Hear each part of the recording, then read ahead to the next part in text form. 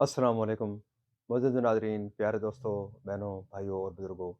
میں حافظ صفد نواز ایڈوکیٹ آپ کو اپنے اسلامی چینل کے اندر خوش آمدید کہتا ہوں، اور ہر روز کی طرح آج بھی ہم انشاءاللہ چوتھا پارہ سورہ آل عمران آیات نمبر 194 تا 199 تک کی تلاوت، ترجمہ اور تفسیر پڑھنے کی شرف حاصل کریں گے۔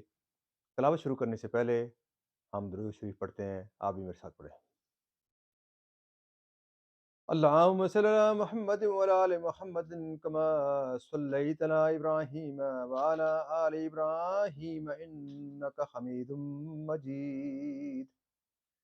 اللهم بارك على محمد وعلى آل محمد كما باركت على إبراهيم وعلى آل إبراهيم إنك حميد مجيد. أما بعد فأعوذ بالله من الشيطان الرجيم. بسم الله الرحمن الرحيم. فاستجاب لهم ربهم أني لا أضيع عمل عامل منكم من ذكر أو أنثى بعضكم من بعض فالذين هاجروا وأخرجوا من ديارهم وأوذوا في سبيلي وقاتلوا وقتلوا لأكفرن عنهم سيئاتهم ولأدخلنهم جنات تجري من تحتها الأنهار ثوابا من عند الله والله عنده حسن الثواب. لا يغرنك تقلب الذين كفروا في البلاد متاع قليل ثم مأواهم جهنم وبئس المهاد. لكن الذين اتقوا ربهم لهم جنات تجري من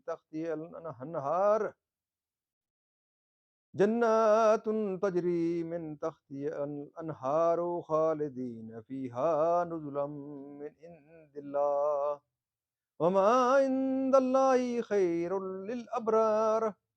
وإن من أهل الكتاب لمن يؤمن بالله وما أنزل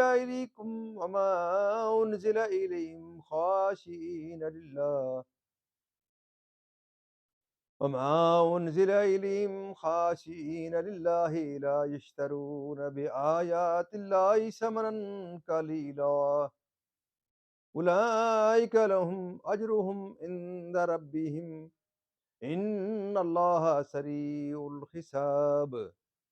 يا أيها الذين آمنوا اصبروا وصابروا ورابطوا واتقوا الله لعلكم تفلحون. صدق اللہ العظیم. ترجمہ: تو ان کی دعا سن لی ان کے رب نے کہ میں تم میں کام والے کی محنت حقارت نہیں کرتا، مرد ہو یا عورت، تم آپس میں ایک ہو. تو وہ جنہوں نے ہجرت کی اور اپنے گھروں سے نکالے گئے اور میری راہ میں ستائے گئے اور لڑے اور مارے گئے، میں ضرور ان کے سب گناہ اتار دوں گا اور ضرور انہی باغوں میں لے جاؤں گا جن کے نیچے نہریں رواں. اللہ کے پاس کا ثواب اور اللہ ہی کے پاس اچھا ثواب ہے.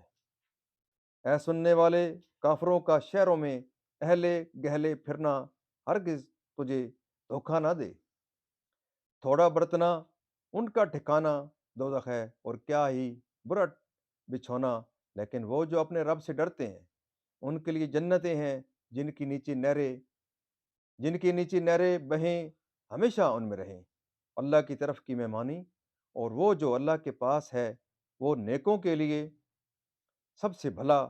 اور بے شک کچھ کتابی ایسے ہیں کہ اللہ پر ایمان لاتے ہیں اور اس پر جو تمہاری طرف اترا اور جو ان کی طرف اترا.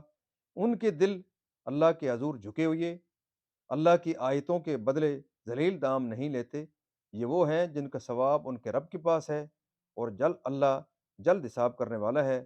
اے ایمان والو، صبر کرو اور صبر میں دشمنوں سے آگے رہو اور سرحد پر اسلامی ملک کی نگہبانی کرو اور اللہ سے ڈرتے رہو اس امید پر کہ کامیاب ہو. اب اس کا ترجمہ اس کا یہاں پہ اختتام پذیر ہوتا ہے۔ اب اس کا تفسیر پڑھتے ہیں۔ انبیاء و صالحین کے کہ ہم ان کے فرمانبرداروں میں داخل کی جائیں گے، وہ فضل و رحمت اور جزائے اعمال میں عورت و مرد کے درمیان کوئی فرق نہیں۔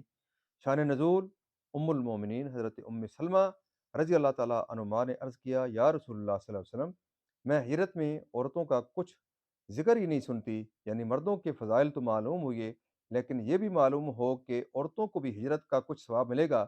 اس پر یہ آیت کریمہ نازل ہوئی اور ان کی تسکین فرما دی گئی کہ ثواب عمل پر مرتب ہے، عورت کا ہو یا مرد کا، یہ سب اللہ کا فضل و کرم ہے۔ شان نزول: مسلمانوں کی ایک جماعت نے کہا کہ کفار و مشرکین اللہ کے دشمن تو عیش و آرام میں ہیں اور ہم تنگی و مشقت میں۔ اس پر یہ آیت کریمہ نازل ہوئی اور انہیں بتایا گیا کہ کفار کا یہ عیش متاع قلیل ہے اور انجام خراب۔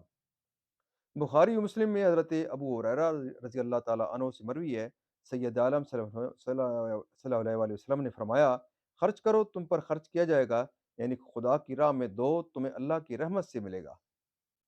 یعنی ان سے کوئی کبیرہ یا صغیرہ گناہ سرزد ہو اور توبہ کریں اور گناہ سے باز آئیں اور آئندہ کے لیے اس سے باز رہنے کا عزم پختہ کریں کہ یہ توبہ مقبولہ کے شرائط میں سے ہے۔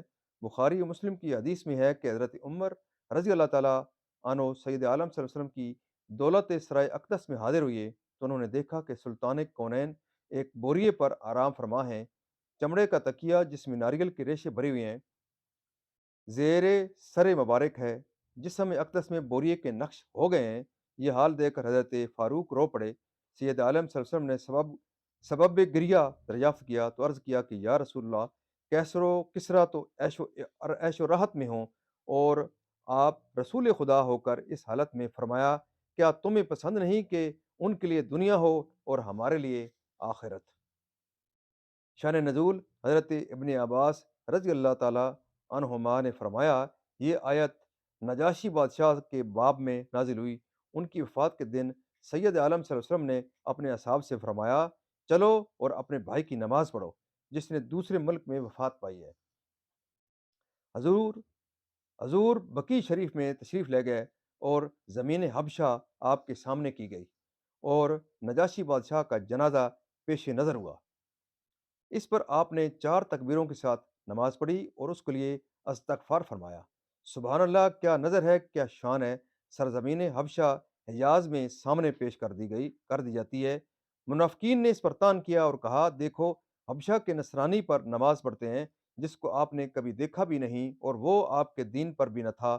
اس پر اللہ تعالیٰ نے یہ آیت نازل فرمائی، عجز و انکسار اور تواضع و اخلاص کے ساتھ، جیسا کہ یہود کے رؤسا لیتے ہیں اپنے دین پر، اور اس کو کسی شدت و تکلیف وغیرہ کی وجہ سے نہ چھوڑو۔ صبر کے معنی میں حضرت جنید رضی اللہ تعالیٰ عنہ نے فرمایا کہ صبر نفس کو ناگوار امر پر روکنا ہے بغیر جزا کے۔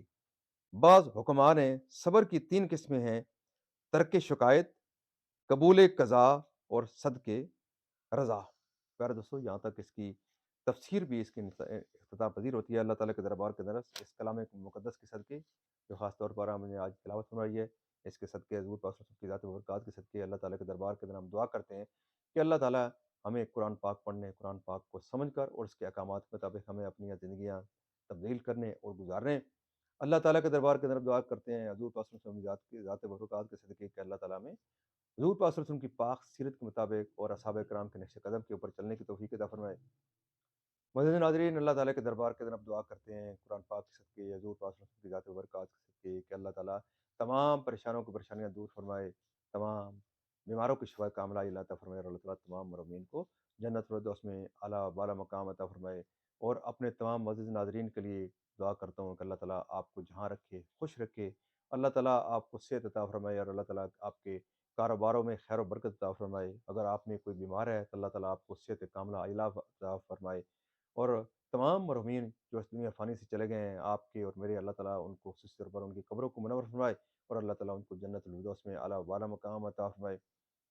پیارے دوستو، آپ سے ایک چھوٹی سی استدعا رہتی ہے کہ ختم نبوت کے صدقے یہ اس آخری امت کے اوپر، ہر فرد کے اوپر یہ فرض ہے کہ ہم اس کلام مقدس کے اس پیارے پیغام کو ہر فرد تک پہنچائیں۔ تو اس پیغام کو ہر فرد تک پہنچانے کے لیے آپ ضرور اس میں اپنا حصہ ڈالیں، جو ایک صدقہ جاریہ ہوگا، جس کا ثواب آپ کو انشاءاللہ دن قیامت آپ کو اللہ تعالیٰ کے دربار کی طرف ضرور ملے گا۔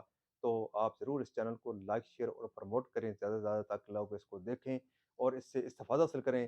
اگر کوئی ایک کلمہ گو بھی اس سے کوئی اس وہ صراط مستقیم پر چلنا شروع کر دیا کسی نے، کسی کو ہدایت مل گئی، تو انشاءاللہ ہم اللہ تعالیٰ کے دربار کے اندر دن قیامت ضرور سرخرو ہوں گے۔ اللہ تعالیٰ آپ کو نیک کام کرنے کی توفیق عطا فرمائے۔ آمین ثم آمین۔